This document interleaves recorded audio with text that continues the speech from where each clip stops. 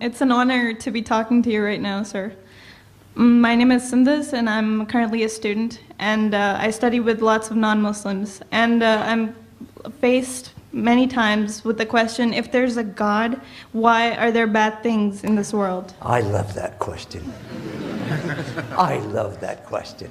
You know why I love that question? Because I used to have the same question. And anything and everything I looked at never answered that question until I came to Islam. That for me is one of the clearest proofs. If you really want to use your brain and think about what's going on around you and think about religion and a belief pattern or system, really you need to look at Islam. You really need to look at it, because it's the only one that gives you the answer. Because Islam never demands from you blind faith. Never. The only thing we are told in Islam, the only restriction, don't try to imagine what Allah is like. Don't imagine what Allah looks like. Don't get into that area, because you can't. You'll destroy your own brain. Other than that, ask. And on our website, watch out, here comes a commercial. On our website, islamnewsroom.com, we have that article featured more times maybe than almost anything else. If there's a God, why all of this chaos in the world? And that's our subject today, isn't it? All this chaos in the world. Tornadoes, earthquakes. We have an earthquake page on that same website. All about earthquakes. It updates every few minutes. You can see where the earthquakes are right now. And they have increased in intensity, just like Prophet Muhammad ﷺ said they would. Tremendous number of earthquakes today. Several hundred earthquakes have happened since I've been giving you this speech right now. Go there and check it out. Along with that, pestilence, violence, wars, occupations. And I'm not talking about jobs. And family abuse. Serious problems. We even talked about a few of them, didn't we? Serious stuff. So if there's a God, why is all that stuff happening?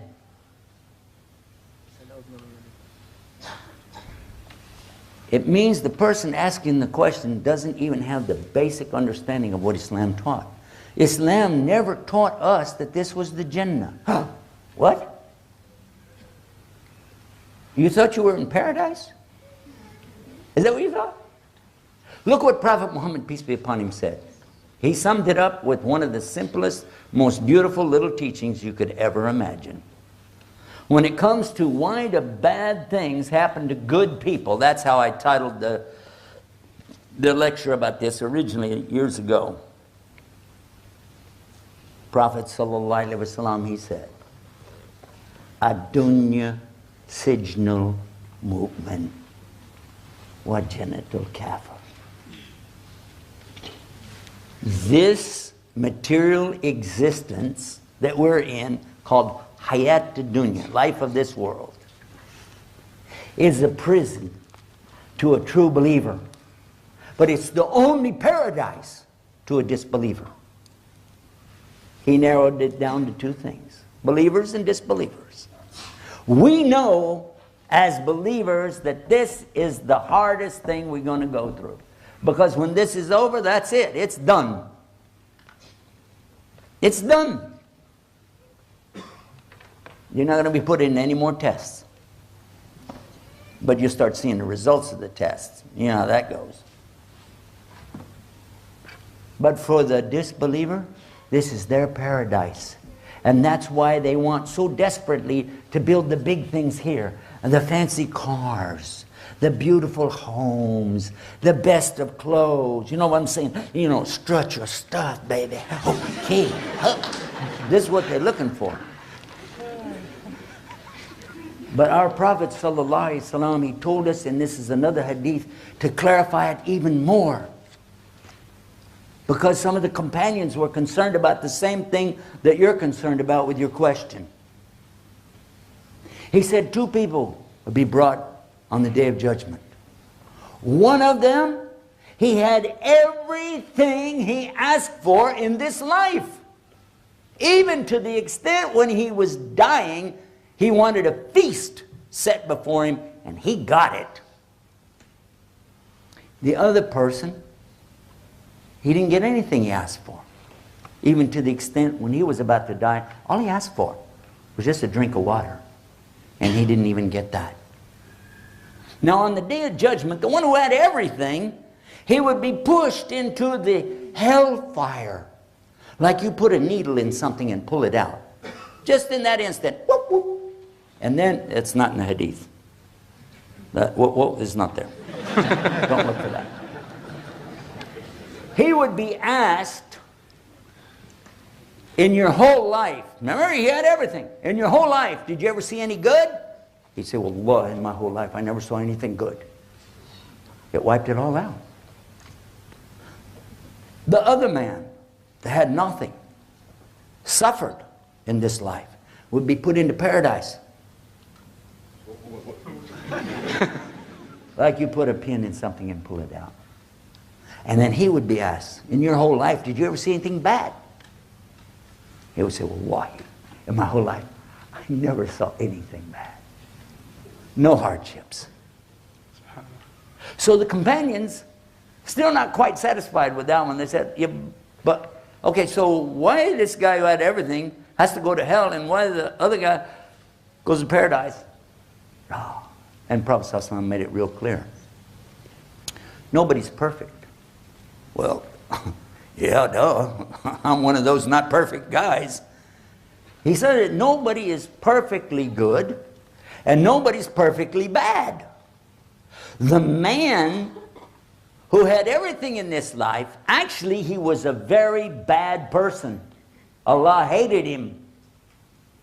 So we don't have that concept, by the way. God is love and He loves everything and everybody, no matter how bad they are. No, no, no, no.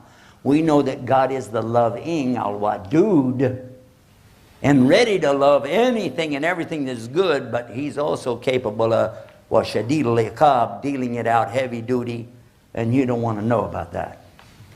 So this man who Allah hated, who had done so many monstrously bad things to people, yet he did some good deeds.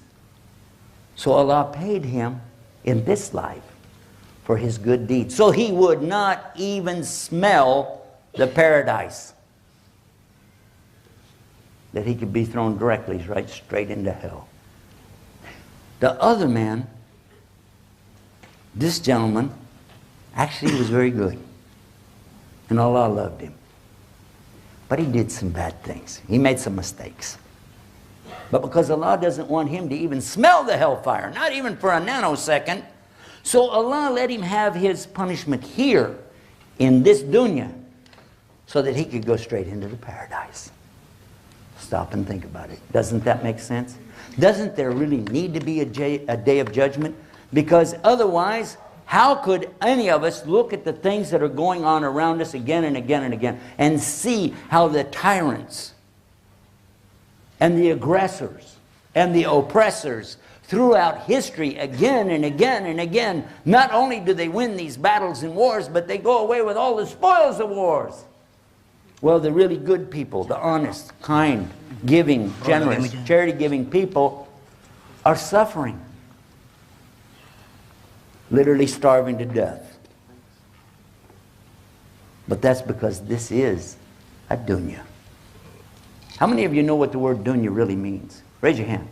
You really know where it comes from? What's the source? Something really low. Really low in a base. Something so disgusting, right? Somebody'd go, oh man, got dunya on my shoe. Low. And that's what this universe is to Allah. How low? And again, we don't say, for Allah so loved the world. We don't have that. That's not our concept. Why do these people get these big this and big that and you see people of the West doing so and so and so. Muslims out here just, for food, trying their best, right? But look at this. Prophet ﷺ said it to his companions so they'd understand. If the universe and everything in it, hayat dunya wa ma fiha, everything in this universe was even worth a wing of a mosquito to Allah, then He would never give those bad people a sip of water to drink. Alhamdulillah Rabbil Alameen. Now we understand this is not our paradise. This is our chance to earn paradise, work for paradise, and get the mercy of Allah so we can go to paradise. Well, this is not our paradise. So when you see the bad things happening to the people here, just remember, the ones who are suffering the most here have the best chance to go to paradise. And those who have everything here, they have the least chance. I don't want to say it's impossible, but it sure ruins your opportunities. So this is why Muslims are constantly encouraging each other to, whatever you do, do it with a good intention for the sake of others. Now, some people will say, oh, wow, look the way they spent their money. Last night we were down in Abu Dhabi. Have you seen the big masjid down there? That's an amazing place. And people could say, oh, wow, look, they wasted their money. How do you say that? Why would you say that? How many people go there? Even tourists go there and want to know about it. They learn about Islam. And it's a big place to worship. How many of you have been there? Were you impressed? Yes or no? You were impressed. It was something big. It's amazing. By the way, it must be pretty impressive. I didn't even say the name of it. You know which one I meant, didn't you? Huh? So see, when Muslims do something, at least they put a good intention with it. Something, hopefully, that Allah will accept. And we know we make mistakes along the way. But at least, inshallah, God can forgive us. Because we never made partners with Him in our worship. And what did Allah say about that? You didn't ask this question, but I'd like to throw it out there. What did Allah say about this in the Quran? Chapter 4, verse 48. This chapter called Women, An-Nisa. Here's what Allah said. He doesn't forgive people setting up partners with Him in worship, but anything else, He can forgive it. So the idea of making partners with Allah in worship, this is the worst thing in this test that we're in. Have you said, well, this is a good person. He's good to you. He's a nice guy, nice to you. But he's not being very nice to Allah. He's not being good to Allah if he made partners with Him in worship or denied Allah's ayahs, His proofs. So that's the way I would answer that question. I think if there was any good in that, it was from Allah. Any mistakes, of course, are from myself. Thank you very much for that.